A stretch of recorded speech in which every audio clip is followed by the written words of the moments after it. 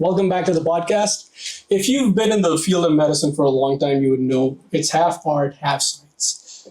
The field of plastic surgery is perhaps the most artistic field, and we've got a fantastic surgeon today with us, Dr. Megan O'Toole. Welcome.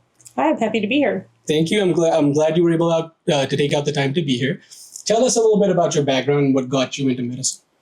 Well, I didn't come from a medical family, and I actually, thought you became a doctor, go get a job at the hospital. So, I was in high school and I started off as like a CNA, like changing beds and cleaning up and doing vital signs for like 6 years until, I went through high school. I ended up going to college, at a pre-med kind of school, and realized a lot of other people got into medicine different than going and working in the hospital. But that's kind of what started with me. I think when I was very young, like second grade, actually, I had this journal that I wrote down. I grew up in the country and I was like, oh, I found clay in the dirt. And I wrote in this journal, I'm going to sell the clay to make money for med school. So it was kind of a long-term dream. Yeah. So where'd you grow up? I grew up in Missouri, outside of St. Louis, called Eureka. Yeah. Is that where you did med school, or did you do med school elsewhere? No, so I went to med school in Kansas City. Okay. And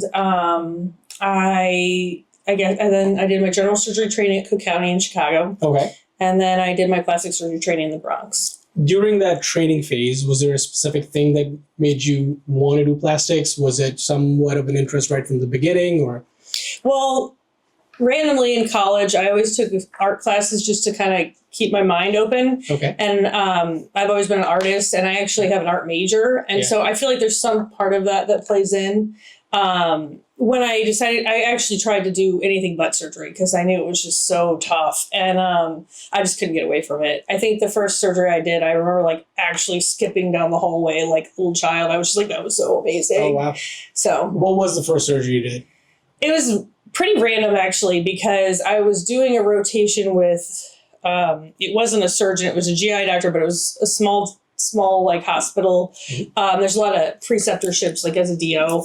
And I guess we did a scope, and this guy had a melanoma, and it had perforated through a small bowel into his ab wall. Oh. And so we got a biopsy, and we did it, and I'll never forget, like all of his intestines, everything came out, and I was like, oh my gosh, like exactly what it looks like in the books, and it's like so amazing. And so the GI doctor I was rotating with was like, hey, do you want to go scrub in? And so I remember like literally just skipping back, like, oh my gosh, this is so cool, and telling him all about it, and I guess it never faded.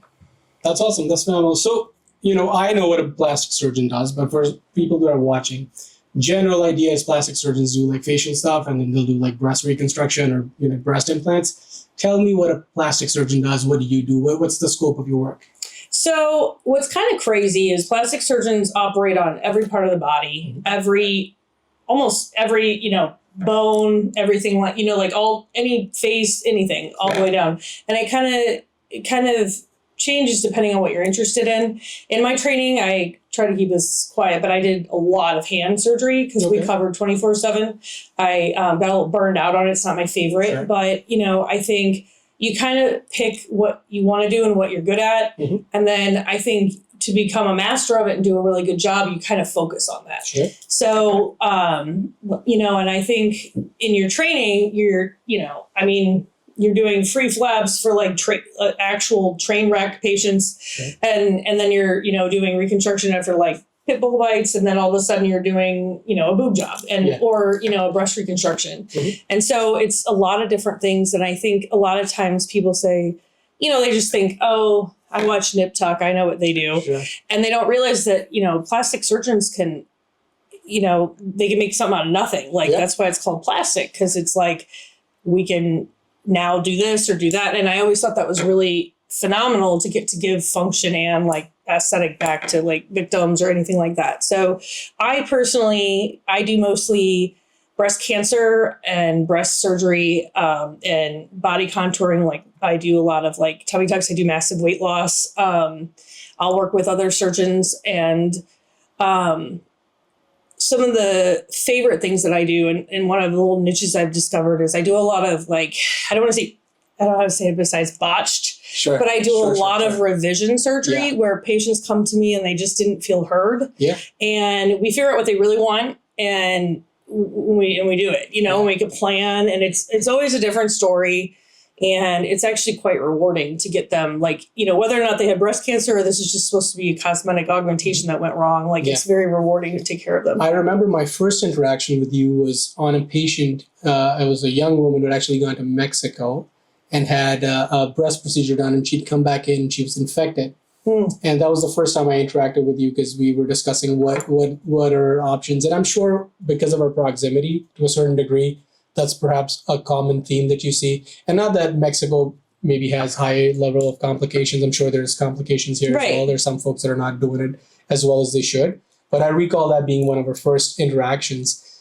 So within your practice, you would say you'd mentioned some things that you're good at, some things you want to do more. So your focus is mostly on the breast and body, yeah. Okay. And I mean, I do aesthetic breast and breast reductions and breast lifts. I get a lot of patients that have either lost a lot of weight or they've gotten older and their previous implants aren't doing the job, but everybody wants to, a lot of people just want to put a bigger implant in, or they, one thing that's really awesome is to be able, if they have saline, you can pop it in the office and let their skin shrink. And then you're like, now we're back to our native anatomy. Now what do we want to do? Yep. And so a lot of that stuff is kind of what my focus has been. Perfect. I know I've seen this happen recently. So I do obesity medicine, right? So a lot of what we've seen is, of course, the body transformation that happens with uses of these GLPs, and then you're left with a lot of excess skin, and then, women will lose a lot of breast tissue. So now they've lost a lot of weight. They've gotten to where they wanted to be on the side of like weight and general health. But cosmetically, they're unhappy with how things have turned out. Yeah. So tell me how much of that has become a norm in your practice, because it's happened a lot more over the last 8 years. Yeah, it's definitely become pretty common. Even with my breast cancer patients that were happy with their reconstruction, now years later, they got on a GLP inhibitor or something and they lose weight, and, their breasts obviously don't look very good. I mean, like the skin stretched out, the implant doesn't really match their size. I mean, I have patients that lose like 90 pounds, and so I think those are great patients to take care of, and the revision is, there for them. But also I have patients that do that have, like, they're losing weight and they come to me and there's nothing left. And so I think it's really nice to be able to offer them options that maybe minimize how many scars they're going to have. And also I have several patients, like, little boobies are in these days. Sure. So I have several patients that like maybe just need a little mastopexy and some fat grafting. And a lot of people like that option because they're, don't want to deal with an implant and things like that. And so I think it's really nice to be able to offer whatever exactly they want, and it could change. But I think, it's definitely very common. I mean, everyone is losing so much weight. It's kind of crazy, but I mean, I'm happy for them. They're doing a great job and they do the work, but I think that it's definitely, it's booming for that. For sure. Yeah. And I get this question a lot. So some women will lose a lot of weight, and let's say they're in their 60s and they've lost weight, and of course, you don't stop caring about how you look at 60, right? So now they've got, they're out of shape, in places. And you talk to them about that, they're like, well, I'm not going to go get implants. So you touched on that a little bit. So like for someone who wants to get some kind of a procedure done, what are their other options besides an implant? Sure. Well, for the most part, if you lose weight or regardless, if you're 60-year-old, you've been exposed to gravity for 60 years. Yeah. So, and maybe breastfeeding and other things. So, a lot of times it's just like maybe a mastopexy. If you want, I try to break it down to my patients that like the mastopexy returns the breast shape to where it was, but then the augmentation adds volume. So that could be your own fat. It could be an implant. Those are the options that are there. Some patients decide, I don't want an implant. I just want a mastopexy, and we do it. And they're like, I still want a little more. And that option is still available, which is nice. It doesn't like burn the bridge for one or the other. Makes sense. And I think that's becoming more and more common as people are embracing like their own body, but also wanting to improve, with the weight loss, it's just, it's difficult. But I think, like there's augmentation with that. And then, a lot of people think, it's a breast reduction. My breasts aren't huge, but I have, patients whose breasts are, they're very low. They have no upper pole volume, and they're just like kind of tired of messing with all the undergarments and such. So it's a good option. So on that, kind of to talk about one extension of that is how long can implants last, right? So we have procedures like knee implants done or something like that. Those come with a lifespan, or an aortic valve replacement Right. comes with a lifespan.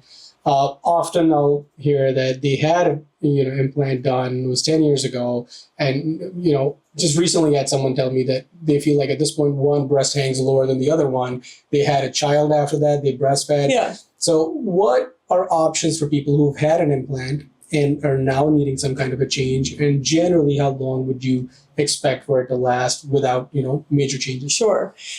So it's kind of a two-part question. I would say to your patient that had breastfeeding and they're a little different, that's a perfect candidate for revision surgery. And depending on if they have saline or silicone implants and the timing of when they have the implants, etc., that kind of changes the plan. What's nice is if they have saline implants, we can pop it, like I said, and then we just start fresh. There has been recalls on implants in the past, and then there's been, the old implants were all liquid silicone, they rupture, and there's been a lot of problems and capsular contractures, etc. And then we have the whole breast implant related illness that's going on. And then there's also the implant related lymphoma, which it's a really, really low percentage of patients, and it's almost, it is 100% that's ever been found on a smooth implant. Mm-hmm. So most plastic surgeons do use smooth implants, at least for the last 20 years. But I have patients that have had implants in for 40 years. So at that point I say, okay, well, I already know this is probably maybe a recalled one. You don't have the information, but you also have all those other risks involved. And so it's kind of a different plan for them as opposed to somebody who 7 years ago had it and then had a baby and doesn't like it. So I don't believe that anyone's too old, and I think it's really unfortunate, especially for breast cancer patients, because they get, she's 70. And I'm like, if she's healthy enough, she deserves to put her shirt on and look in the mirror and feel happy about her body too. Absolutely. And I stand by that. And I get, I've kind of worked very hard to change that mindset, because it's heartbreaking. I have 80-year-old ladies that are fabulous and, go for them. Yeah, absolutely. But I think, it's controversial, but I don't believe in this whole every 10 years you need to exchange your implants. Unless it's recalled or ruptured or you're having a complication, in my opinion, and this might be controversial, but if it's not broke, I don't think it needs to be fixed. Okay. Now, we track implants a lot closer now, and so we kind of know what's going on. So if there's a recall or an issue or something like that, it's a lot easier now than it was 20 years ago to identify whatever patient group that is that needs something. But I have patients all the time that are like, well, I'm on my third replacement. Sure. And I'm like, that's insane. It's exposing you to the risk of more surgery, infection, capsular contracture. And I can't buy into that, Makes sense. One of the things that we see is often, we've either had an increase in the prevalence of breast cancer, or we've started picking it more, right? So we get patients who are interested in augmentation, let's say, but they've got a family member. Yeah. First degree, second degree, who had breast cancer, and they have apprehension with that. Well, we'll get an implant. How do we screen? Will that change? Will they pick up something? What impact, if any, does implants have on breast cancer screening? Do we have good modalities to pick breast cancer? God forbid if they were to get something like that. Right. So, to be completely honest, patients forever had been telling me, oh, it really hurts when they do the implant. And I've actually never seen someone not get a true diagnosis from a mammogram or et cetera with an implant in. There's always an MRI if there's something concerning, and a strong family history is, the most telling thing to see. I always screen all my patients, even my elective cosmetic patients, for, cancer history, et cetera, so we can at least make sure that we know what the plan is and if there's a negative thing that could happen. But interestingly enough, I've actually had a breast augmentation myself. And when I hit 40 a couple years ago, I had to have my mammogram. And I had everyone tell me, oh, it's so terrible and blah, blah, blah. And it really wasn't that bad. It wasn't that bad. Yeah. And so, I think that it's probably very scary, and there's an emotional component that makes it more terrifying and traumatic. But I think that if anything, they're usually under the breast tissue. So the actual breast tissue is almost easier in certain cases. I'm sure there's certain ones that don't apply, and, but I think there's really no relationship to it. But I do agree with you that the breast cancer incidence is definitely very prominent. For sure, yeah. And I think therein lies the need for any kind of reconstructive procedure. So, for instance, someone's having a complete mastectomy, and they want it done cosmetically afterwards, that makes sense. Mhm. What about people who've had a lumpectomy, for instance, or Sure. who've had some kind of a minor procedure that's not, it doesn't involve the whole breast, but they don't feel like, they don't feel like the appearance is how they want it. Right. What are their options? So that's actually really common because I think a lot of patients go and see a plastic surgeon that kind of just tells them one option, or they don't even see you if they have a lumpectomy. And I actually treat probably more radiation than anybody in the city. It's just kind of a passion of mine because these poor ladies are completely asymmetric and the radiation changes are bad. And it could be the extent that maybe some fat grafting is going to help soften the tissue. I have a medication protocol I developed with some other plastic surgeons in the country, and I put them on that, and we do fat grafting, and it's astounding how much it changes, like in a good way. Like the skin, like the next day I've had one patient call like, oh no, it's really soft, something's wrong. And I'm like, no, it worked. And so I think to the extent of fat grafting for like a little contour deformity, like a big divot or something like that, most of the patients, if they're large breasted, it's actually like already a reduction from the radiation. So then they can have, and insurance will pay for a symmetry surgery. So you can do a reduction on the other side and kind of like make them match or whatever option is necessary. And that's really interesting to a lot of patients, and they didn't know that was available. And I think a lot of people don't know that just fat grafting for the lumpectomy is available. And so I'll get those patients later, which like, I wish I could get them in a little earlier, but there's a lot of different options out there, and that's why it's plastic surgery. Yeah. So on the side of weight loss, I know we touched on it briefly. One of the other things that's picked up is aesthetic work, right? So people who are having transformations, it starts to show on their face because of the rapid weight loss. Some skin starts to get loose, and therein lies this whole, aesthetic side of things that are being done with skin tightening procedures, muscle stimulation, so on and so forth. First question would be, as a plastic surgeon, has that decreased the number of people that come to you all, or do they just come in late? And second question is, what are your thoughts on this whole side of aesthetics that's picked up? Do you mean like lasers or like the threading and things like that? So there's cool sculpting. There's other devices that say, well, you're going to lose fat and gain muscle. I don't want to drop names. I already said cool sculpting. Yeah. But essentially, these devices that are starting to come out that are non-invasive, several times you go in, they'll put something on you, and then apparently you'll lose fat or you'll gain muscle or you'll get more body contouring. How much of that is actually doing something for them? So the question, where do you see them less, or do you just see them later because they've done all that and now they're coming to you and they're still kind of unhappy with how things went? Yeah, I guess it's kind of mixed. It's very mixed, like how they come to me, but I'm actually very aggressive about talking to people about diet, exercise. I personally am on the carnivore diet, and I've had about 7 patients join me on it and lose a ton of weight and feel awesome, and I then operate on them, and they're like my little clan. But I think I think that there is a big part of aesthetics that was created for non-surgeons to offer something that people can pay for that gives them some suboptimal results. Yeah.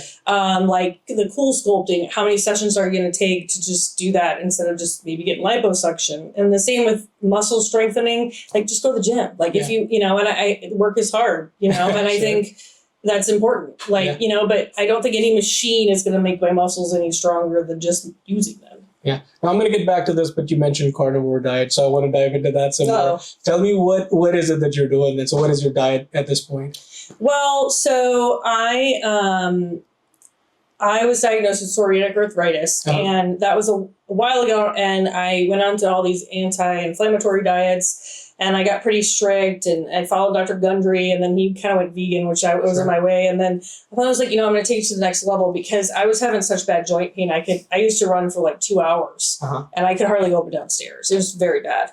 And so then I started off on the carnivore diet, which I just eat all meat, any kind of meat, like pork, seafood, mostly beef because I like beef. And then I eat cheese. And then I have eggs, things like that. But anything that comes from an animal. Okay. There's very strict people that are on the lion diet. It's controversial. They're like just salt and meat, but I love to cook. So the hardest thing for me is like I want to like add flavor and cook. So we get creative with meat. Okay. And I think it immediately within a week, my pain went away. Within 3 weeks, I started running again. Wow. And I will say with the COVID shot, that put me in the hospital for 2 months. And I had had my child before that. And I think there's a lot of things that kind of downplay your autoimmune problems when you're having a baby and breastfeeding. And so that kind of made me think, oh, I'm better. And then it hit me very hard. The COVID shot just put me into this autoimmune storm of sorts. And so I ended up getting on a biologic, and then I went back to the carnivore diet, and it's just amazing. It's like 2 weeks, and so you're off the biologic at this point, or are you still? I'm on it still because I keep cheating, and it's just hard, in the hospital. Yeah, for sure. But I think it's remarkable, like how fast. How long have you done the carnivore diet? Intermittently since like 2017. Well, that's awesome. Like I did it before I got pregnant, and then I guess I got spoiled. Like with pregnancy, like it's protective from autoimmune problems, and so then and then so is breastfeeding. I did that for a long time, like for 2 years. So that kind of like made me think, oh, I was all better. But then it was just happened to be the timing when I had the COVID shot. And I literally went to the hospital. It was rough. So it kind of brought me back to feeling good again. So I think I'm open to anything. Yeah. But you have to figure out what's right for your body. Yeah, for sure. I mean, I looked at the carnivore diet, and I looked at some of the research that's gone into it as well. And there's definitely, Harvard put out a study where they talked about that nobody talks about it. And it's crazy because they actually took it to the next level of like these guys eating all this meat. Yeah. And they're doing better. And they're like, let's give one high fat and low fat. And the high fat people did better. And I think, sorry to all the cardiologists, but I think we've been kind of looking down the wrong rabbit hole. Yeah, no, for sure. And my challenge with that is I did that for a few days. I lose that every time I see a cookie or something like that. That's my breaking point. So I think sticking to it has been a challenge, right? Especially if you like variety and things like that. I mean, there's many within the carnivore spectrum. Totally. But it really does take discipline. But I mean, at this point, there's tons of stuff coming up for the carnivore diet. It's so simple if you really think about it. And when I first did it before, I was like, it's like, do I count this? Do I count like what, and I was like, you know what, just eat meat. Just, that's all, just whatever meat it is. Like, don't worry if it's grass fed and just eat meat. And it's just so much easier if you, I wake up and eat eggs and sausage every morning, and I have a steak at dinner. I don't eat like 3 meals a day for many reasons. I'm a surgeon, but also the things that are hard when, you're away or something, you don't have those options, but I just need to plan better. But it is, I do think it's something that I hope everybody gets interested in. Yeah. What's a general day look like in your life? So I know you have kids and you've got surgeon's job, and then your spouse is a surgeon. So tell me how your day goes, how you generally when you're working. Yeah, it's a little chaotic sometimes. We both have our days where we always, we kind of let it, like we know which days we're going to have surgery and early starts. For example, I had clinic today, so my husband took our kid to school because he had to round. And since we've been moving, it's been quite up in the air because then I'm like, well, can we get a load from the truck from our house? And then, and so I have clinic on Tuesdays, so we kind of know how that plays out. That's controlled time. And then Wednesday is one of my operative days, so he knows I can't drop our son off. I just have one kid. And then and then like he just texted me like a few hours ago, hey, I have an early start on Thursday. And I was like, all right, I got Tony. And I mean, I don't know. I don't know if that would work with multiple kids or long term, but it's how we do it now. Okay. We just kind of both like balance it out. Because when he's on call, you never know. Like there'll be a weekend he doesn't get called once, or he'll be gone the entire time. So our son is very he pivots easily, probably more easily than he should. Yeah. So we try to recognize that too and have stable time. What made you want to do your own practice? How did that look initially? Yeah. What was the trigger for that? Crazy. That's why. Yeah.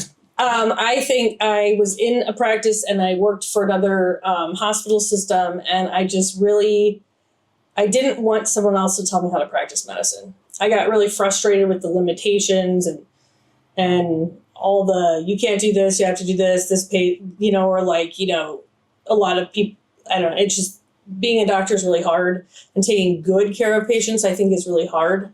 And I just kind of didn't want to ever be told the right way to take care of a patient. That's part of being a physician and patient relationship. That's fantastic. So for people who wanted to get Botox or, smaller procedure, some will never think of anyone but a plastic surgeon, right? Others are like, well, I've got a med spa down the road and they do it.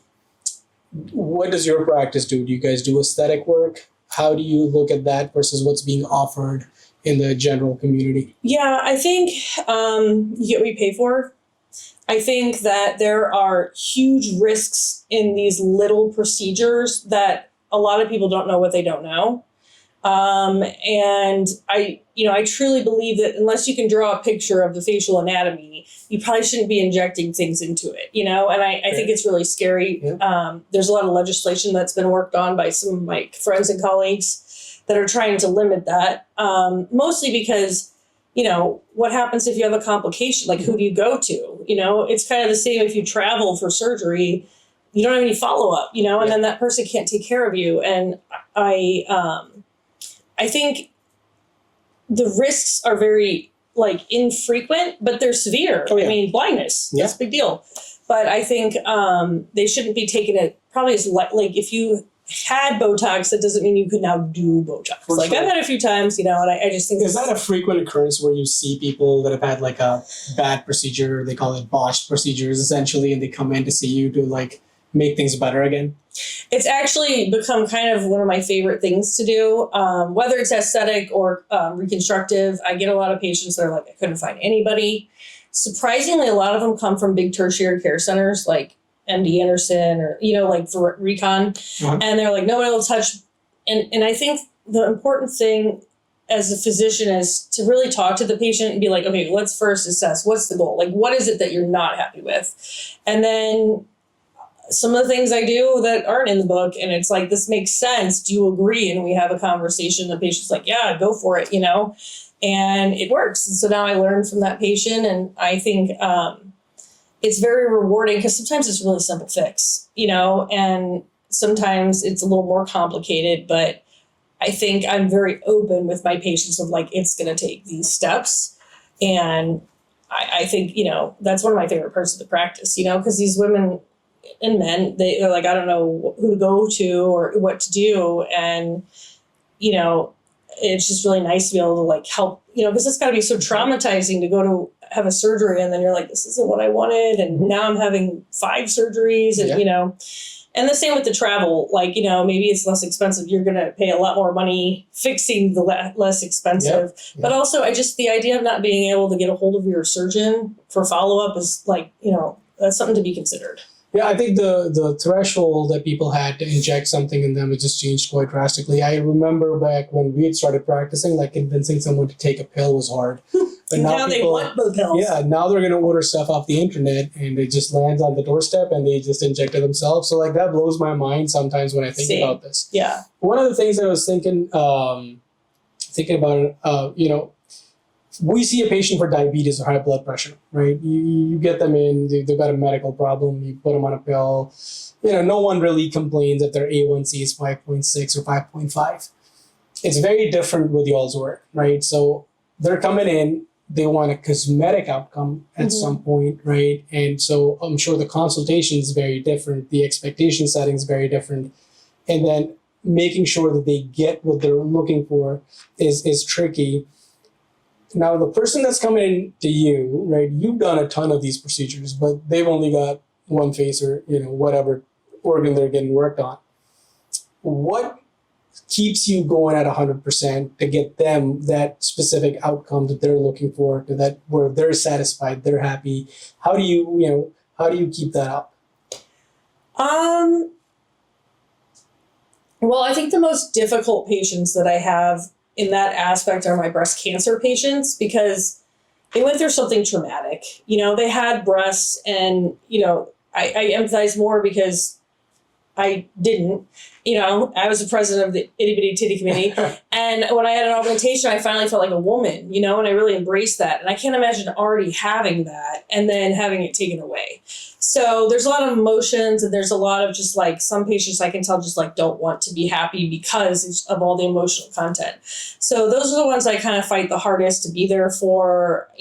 Today I had a patient, her husband there, she was pregnant when all this happened, and I was just like, can I pray with you guys? Because sometimes we really just have to break it down and say let's just pray, let's give it to God, and just make sure that we, are in this together.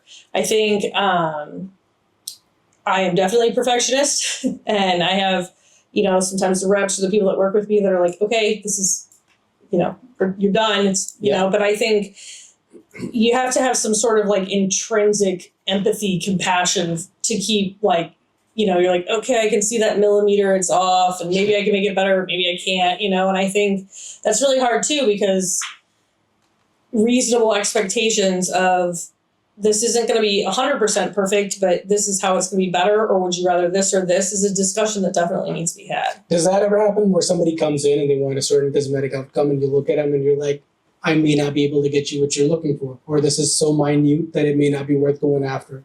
Or is that uncommon? That hasn't really happened to me too much. I don't do facial surgery really besides like blepharoplasties, but I think facelifts, I think honestly, I don't do a lot of lip filler or anything because I really think that's kind of a pandemic right now. Sure. And I think people are not now appreciating their own natural beauty, but I can't tell you I've had that many patients that have been like, I want this, and then they show me a picture. But I mean, we do take a lot of pictures for before and after and really go over the plan pretty hardcore. So okay. I love that. From perspective of the newer things that have come out, there's peptides, there's stem cells, there's exosomes and all of that. Has that played a part in your practice? Is that something you see coming up on the horizon? Is something that you may use? What are your thoughts on that?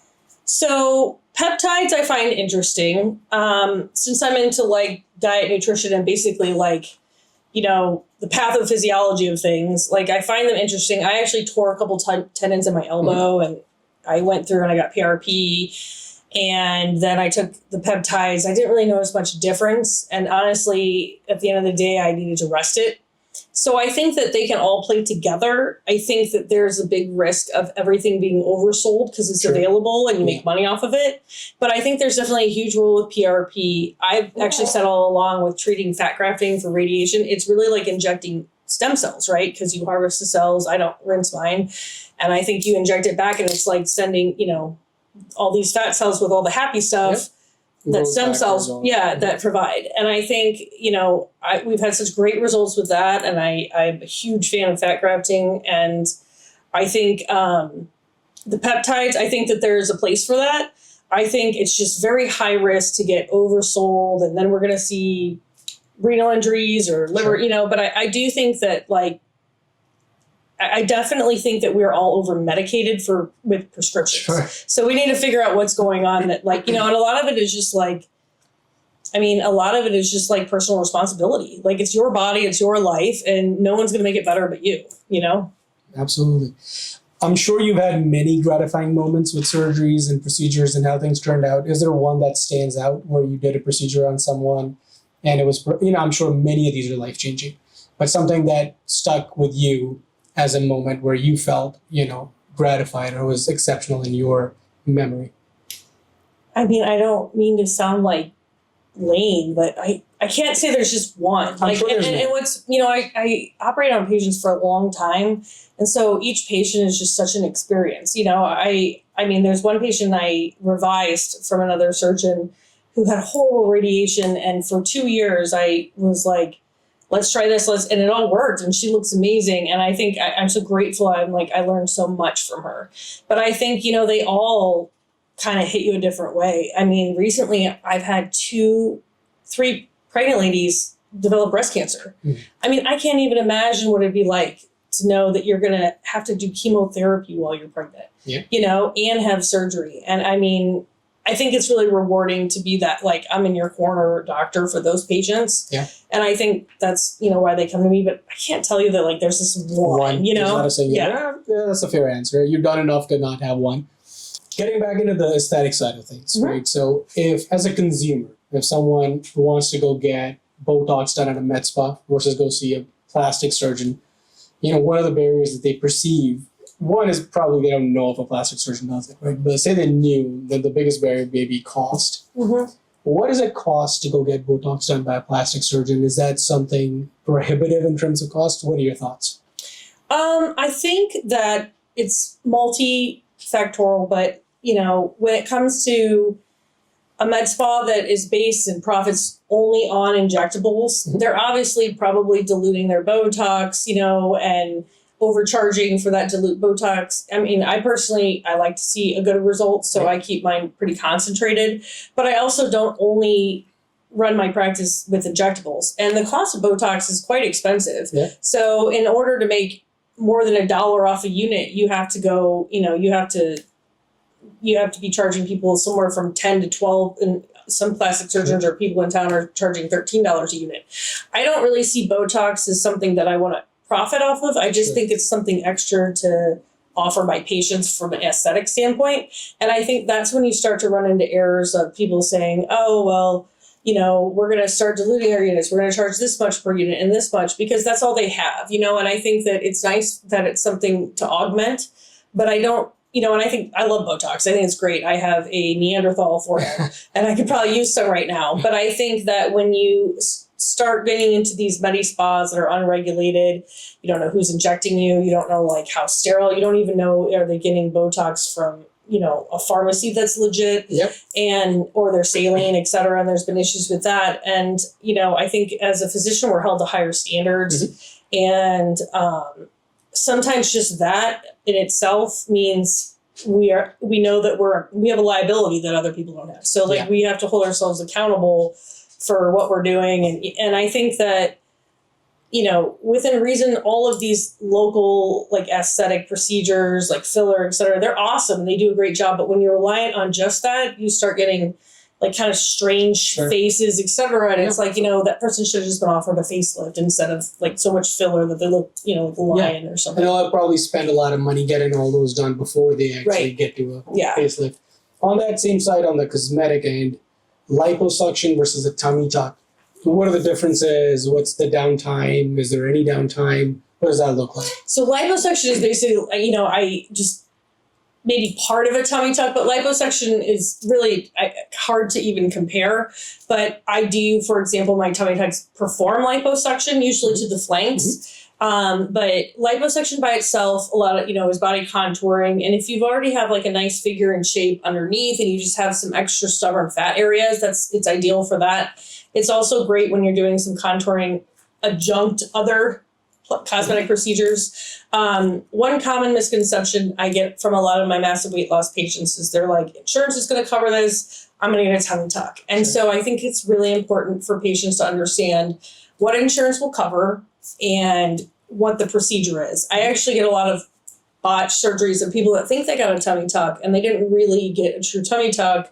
And so it's really complicated to explain to them, like, we didn't tighten the muscles, you didn't have you didn't have any flank lipo. But a true abdominoplasty, we are recontouring the actual anatomy of like the muscles. It's not just fat. And so we actually run a suture all the way up and down and the rectus abdominis, and most women that had babies have what's called a diastasis, where the muscles separate. And by putting those back together, basically, that can give you more of a waistline. Well, if you had some stubborn fat, you can augment that with some liposuction to give you more contour. And I think it's really important for people to understand that the insurance procedure is actually, it's called an infraumbilical paniculectomy. You're actually not even supposed to do anything with the belly button. You just cut off the tissue. And I've done those too. I think I've done very large. I did one of those like 20 pounds. Oh, wow. And that isn't insurance. That's a medical issue, Yeah. right? And so a lot of people are like, oh, can we get insurance to cover? And they're pretty strict with the guidelines. Mm-hmm. And honestly, I don't think people really understand that is, and even their physicians, they don't understand that that's like not really what the patient wants. Sure. Because a paniculectomy, it's not gonna be smooth. There's, Yeah. And I think that it's for a medical reason. But then there's mini tummy tucks and things like that use liposuction still, but maybe the muscles don't need to be plicated. I have one I have one patient we're doing soon who was like a competitive weightlifter. And, you know, even when I was examining her belly, I was like, do you work out a lot? And then her husband kind of laughed. And then he's like, yeah, she used to competitively weightlift and stuff. So, you know, she doesn't have a diastasis, but she is a great candidate for a mini tummy tuck where we just kind of tighten the skin. Yeah. And I think that's really important for patients because sometimes they get sold on other surgery. Oh, it's a tummy tuck. You know, like there's a lot of people that get these deep flaps, autologous breast reconstruction. And they're like, oh, but I'm also going to get a tummy tuck. And it's like, well, I mean, the skin's going to be removed and that's great, but it's still not quite a tummy tuck, you know? Yeah. And so I'm kind of one of those things that you don't want to sub one thing out for the other. So if you want a tummy tuck, get a tummy tuck. Yeah. You know, but I think liposuction works with a lot of different surgeries. I do a ton of lipo with my fat grafting too. I always try to take it from somewhere that looks good. Some patients just need a little contour, and sometimes people have a nice, you know, for example, butt augmentation. A lot of times it's just good flank lipo, you know, instead of injecting into the butt, it's like just getting your flanks to have, you know, a curve. And so there's a lot of different things that work together, but it's like not really cookie cutter. They're kind of almost like hard to compare the two. Makes sense. I'm going to pivot to something you had mentioned while we were talking. You had a little acting stint at some point in the past. Tell me a little bit about that. Oh, I was in transition, I guess, and I was doing a lot of odd jobs, and I am one of those kind of people that likes to experiment the world. And that time I designed some tattoos for people, and I did some artwork for a wedding, and I like did some illustrations, and then all of a sudden I got hit up to be play a doctor in a movie, and I was like, I gotta say yes to this, you know. And so I did. And I thought I was definitely getting into something shady when I was notified by text message only. And I kept getting these texts, and I'm like, what is so weird? Like, what would they call me? And so it ended up being a death movie. Oh, wow. Okay. And so that made more sense. Yeah. And they came in, they did my makeup, and I played a doctor. Ironically, I can't remember. I think it was like Dr. Bob, which everyone, like, it was ironic because I'm obviously not Bob. Yeah. And so, and I did the genetic test for this, this twin sister situation. Oh, okay. That's pretty interesting. Was it, and this may sound like a really dumb question, but was it were you trying to sign stuff, or were you talking in that role? Oh gosh, no, I wasn't going to, I had a translator that acted as a translator. I see. But yeah, no, that's a little over my pay grade, I think, for that. How long was that role? I mean, it was probably 20 seconds, and it took an entire day to film. What did the twins have? What was the genetic test showing? It was to see if they were sisters. Oh, okay. So it was the same woman, actually, who was this, like, famous actress that I can't remember her name, and I'm a horrible person for it, but, like, she had a wig where she had brown hair, and then she had red hair naturally, and so she played herself, which is why it took so long. Oh, that's awesome. I love that. That's probably the most unique experience I've heard of all the people that have been here. That's quite interesting. How much time you got? I got some crazy ones. Oh, I'm sure you do. I'm going to go into this little thing that we do where we ask rapid fire questions. So it's a short answer, you know, whatever comes to mind first. First question is, what's your favorite book or a podcast? One of my favorite books is probably 7 Habits of Highly Effective People. Okay. I just love Stephen Covey. Okay. And I read it like 100 times, and I think it's a great book. I read it twice. It took very long to read that book. So really? If you've done it too many times, I admire that. It's a phenomenal book. Yeah. It's just too long. Yeah. I remember reading that when I was younger, and then it occurred to me that I did none of those things. So I was like, I'm going to read it again. You gotta get the paradigm shift, you know? Absolutely. Do you know what the 7 habits are? Off the top of my head, I did not read it 100 times, so probably not. But I'm sure you do. I'll blank now. I mean, there's a lot of, it's good. It's good food for thought. Oh, absolutely is, for sure. First thing you do in the morning? Drink a bunch of water. Yeah. But I think we match on that for sure. If you weren't a doctor, what would you do? Well, I actually was very into horseback riding in my youth, and I've gotten back into it now. And I think I would do something involving that, like with equestrian and jumping, or I don't know. There's a lot of different things. Yeah. Like, I'm very, like, all over the place. I mean, I have this art background. I also was a personal trainer for a while. It's like, you know, I think I mean, can't you tell how buff I am? But I think, like, I don't know where the road would have taken me. I was just so, from the early get-go, like, I don't know where it came from. Yeah. But I think in hindsight, maybe I should have done the horse route. I don't know if I'd be surviving, but it would be pretty fun, you know? Yeah, love that.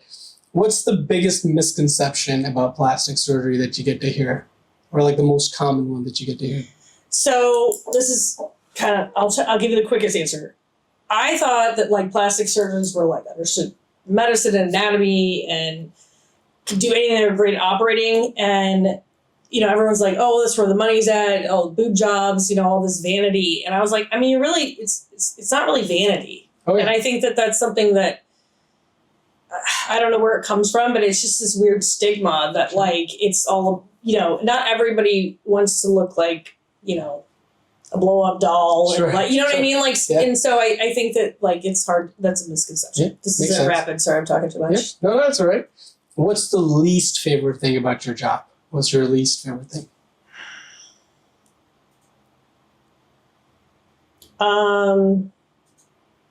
Talking about money. I don't do it. I have someone who does it. I think it's very uncomfortable as a physician to talk about money to patients. Oh, for sure. And I think yours is kind of one of those things where it's not, a lot of the aspects are insurance covered, but then some things aren't. So there perhaps needs to be a discussion around that. So that makes sense for sure. So I know where to, send patients to, but if somebody wanted to come and see you, where can they find you? Where's your practice located? Yeah, sure. I have a website that has been very slow to up. And I think I started in 2022 and the website is very slowly merged, but you can find me there. I'm on Instagram as well and Facebook. I have a page. It's Dr. Megan O'Toole. Megan with I say Megan, no bullshit, but it's Megan O'Toole. And I also, I can be happy to give you a number or anything like that. But you're located in what part of the city? So I'm in Stone Oak. I'm off Hardy Oak and Sunterra, right next to Stone Oak Methodist, which is ironic. I don't operate there, but my office is, on the 4th floor. We have someone who answers the phone all the time, instead of an answering service or anything. And so we even have patients drop by and we see them, or we get people in last minute. So we're happy to see anything, or at least help you get to where you need to go if we're not the right people, Love it. No, I've had experience with patients who've gone to see you. They've all had phenomenal things to say. I would say burn, reconstructive side, cosmetic side. I mean, you cover a lot of those things within plastic, so that's fantastic. I want to thank you for your time and coming out to join us. Yeah. It was a pleasure talking to you. I think there's a lot of interesting stories, and hopefully we'll get you back here and we'll talk. Yeah, for sure. We can talk about the really crazy stories, right? Sounds good. No, it's been a pleasure. Thank you. Thanks.